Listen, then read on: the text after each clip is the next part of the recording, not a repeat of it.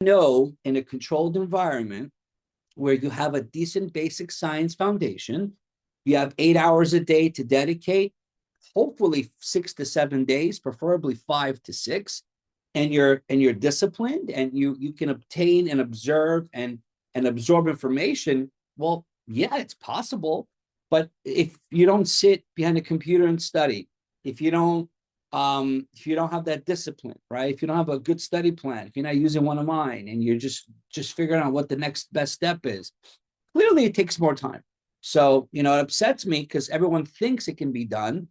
I don't know what you know. That's why I always ask you all, participate in the lists that I provide you, even if you're using UWorld or Bootcamp or Kaplan. Just mention, hey, listen, I'm having difficulty with X, Y, and Z. The QBank video libraries that I have are created specifically for one reason, is to allow you all to get into my head so you all can understand that you can't memorize everything. Some you can, some can't. I hope you know. One of my friends, he was working with me at Northwestern in Chicago, and he became a hospitalist, went down south, University of Illinois. Great guy, one of the smartest guys I know. And he loved to read, from Pakistan, loved the guy. And he would read and read. He was a walking encyclopedia. He enjoyed reading, wasn't married, didn't have any kids. Now I'm not sure if he has kids. I hope he does. I got to reach out to him. But the point is, not everyone is like that. And even then he had to keep studying to keep things fresh. The secret to this exam, right? Here's the secret.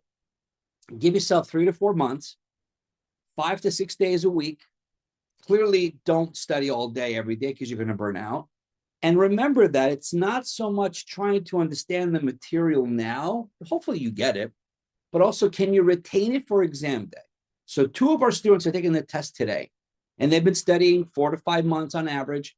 And, they're a little nervous, but their exams, they took the 120s, old and new, into a couple NBMEs. They did a few of their own QBank mock exams, 3 blocks of 40 random time that I'm telling you all to do. And all their numbers have been over 65%. So how can I not tell them you're ready to go? Clearly, 65, 67, 72, 70, some had 78. So the numbers are dictating your movement forward.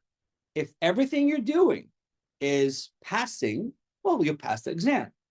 One thing to take into consideration before we start doing questions, because questions is not everything, because you have the QBank video library that I do questions all the time for you guys to access. It's more to be here to communicate with you, to help you through what you're going through. You have to take into consideration time management.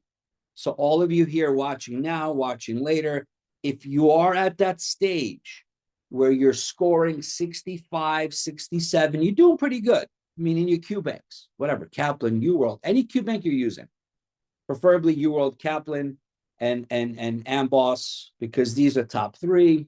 Typically, AMBOSS, UWorld are top 2, but if you're using Kaplan, it's pretty good. But if you're scoring that well, then you have to say to yourself, well, the exam is 8 hours, 7 blocks of 40. That's it. So if you're home, in your living room, dining room, kitchen, wherever, and you're studying and you're doing well, can you sit and do more than 3 blocks? Can you sit and do more than 4 blocks? I don't know. Can you? I don't know.